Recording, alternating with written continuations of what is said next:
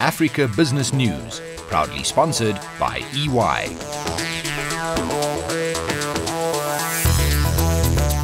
Coming up on Africa Business News, xenophobic violence in South Africa felt around the continent, mobile telecommunications company M-Pesa goes offline, and Ghana's finance minister is on a mission to raise another $1 billion Eurobond. Stay tuned.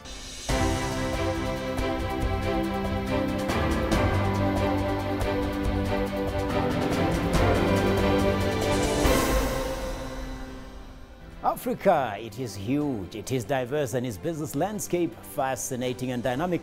And that's our business here on your favorite weekly African business stop. We're joined by Bonnie Tunya in Nairobi, Christy Cole Popola in Lagos, and we will hear from Christine Mundo here in Johannesburg as well. My name is Victor Homoiswana, and this is the Africa Business News. Bonnie, is not often that an interruption in services by a mobile telecommunications company will make international news, but M-Pesa is no ordinary service. Are the customers back online after the disruption at the weekend? Why, by the way, I might ask, was the interruption necessary in the first place? Well, Victor, you're right. Safaricom customers were not able to access any M-Pesa service over the weekend as the telecom giant moved to relocate service from Germany to Kenya.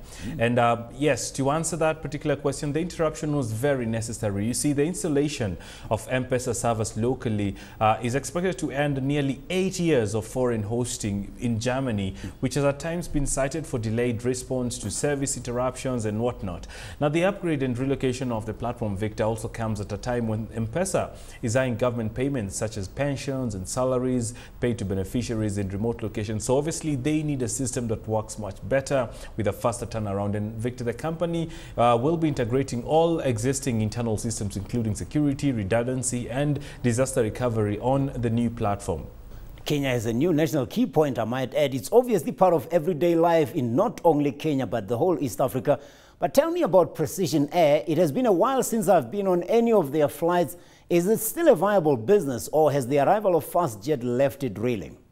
Well, yes, the African airspace, especially when we talk about budget airlines, has continually been competitive, Victor. And the airline owned by Kenya Airways has certainly not taken competition lying down. You see, Precision Air will spend more than 400 million Tanzanian shillings in recruitment alone.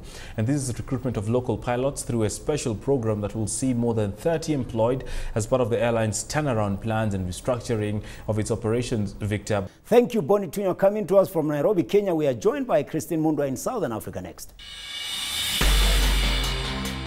We're still on Africa Business News, and I'm with Christine Mundo here in Johannesburg. There seems no ending to the Eskom story. Power outages remaining a constant companion of South Africans as the utility gets a new CEO, an acting CEO, someone with a reputation for bringing about the right changes with speed and ruthless intensity. But hang on, there's an air of depression here in South Africa due to another matter, attacks on foreign nationals of African origin. This, Christine, has to be the saddest program you'll ever do because of what is happening. What's your take on what's been happening in South Africa over the past few days? Certainly. I mean, Victor, we've been out to the different places where, for instance, foreigners are being housed. We've also been to the places where, you know, the violence is breaking out. And it's just a sad, sad story. I remember arriving in Jeppes-Town the one day, a Nigerian national's motor space shop had been burnt down. He said he had lost everything, not just his stuff, but, you know, other people's stuff as well. But it was very interesting because, you know, there seems to be this sentiment where foreign nationals telling us that, you know, we assisted South Africa during the apartheid era. We housed people like Nelson Mandela. An Ethiopian actually showed me a photo of a passport that Mandela was given back in 1960 in Ethiopia. So it's a really, really heartbreaking story. But as of this moment, there are buses in countries like taking people back to Malawi and Zimbabwe. And we also understand that the deputy president, who is actually South Africa's deputy president, who is at the Africa-Asia Summit taking place in Indonesia, would actually be taking the opportunity on the sidelines of that summit to talk to African heads of state, to perhaps put them at ease in terms of assuring them that South African authorities are on top of the matter. The Home Affairs Minister also told me the other day that he is in constant engagement with the different ambassadors and diplomats, because it really is going to be a a big diplomatic crisis if the government doesn't do enough. No justification whatsoever for killing other human beings, irrespective of what the reason is. But the South African economy had better start growing and delivering jobs. Well, let's hear what Bonnie has to say in Nairobi about the reaction or the mood in his part of the continent about what has been happening. Bonnie, what is the take of East Africans on what has been taking place in South Africa over the past few days?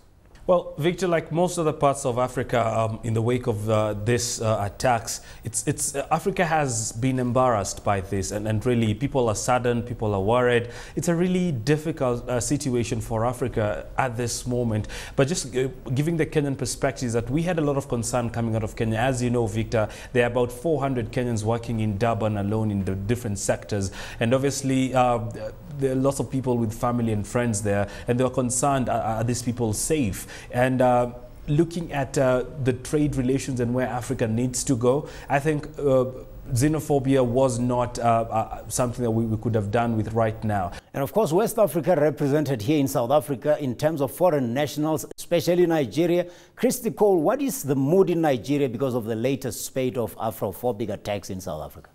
No doubt the reactions around here have ranged from sadness to disappointment.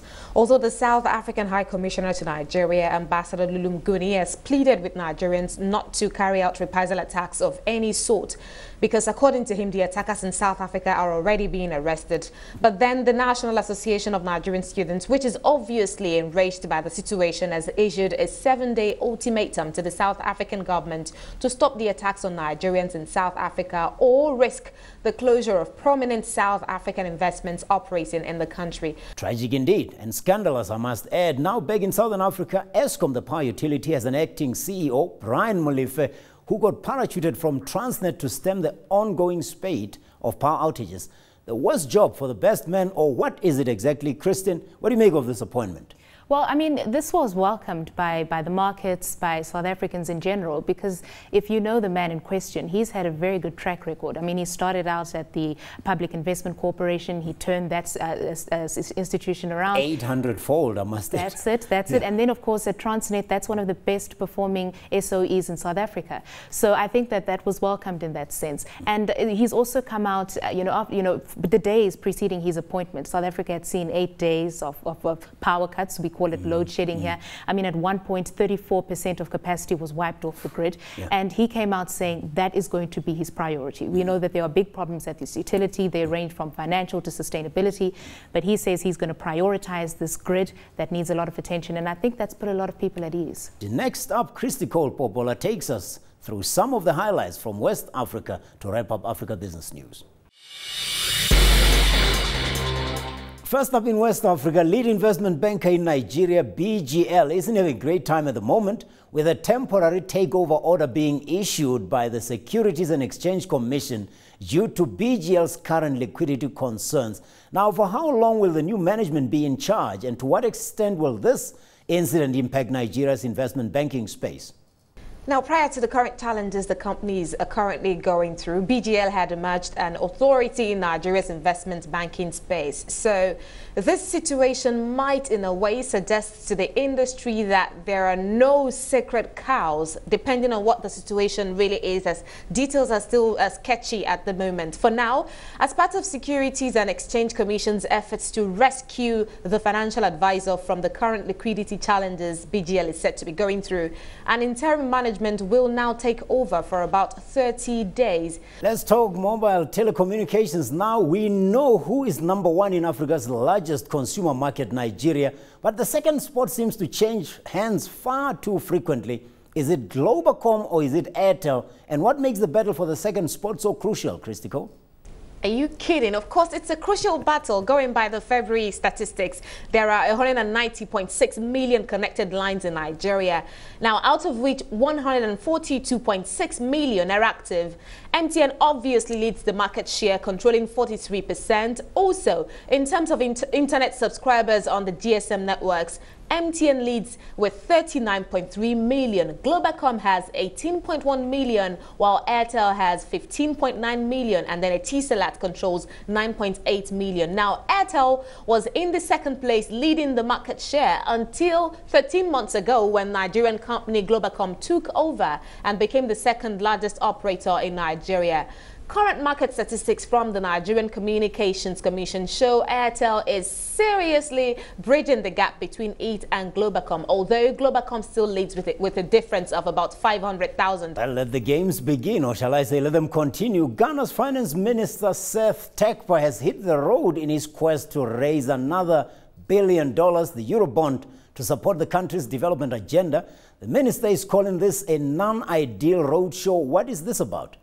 What Ghana is basically doing is rallying investors for a fourth excursion into the international bonds market in order to raise more funds to support the country's growing infrastructural needs and, of course, also to repay part of its maturing debt due in 2017.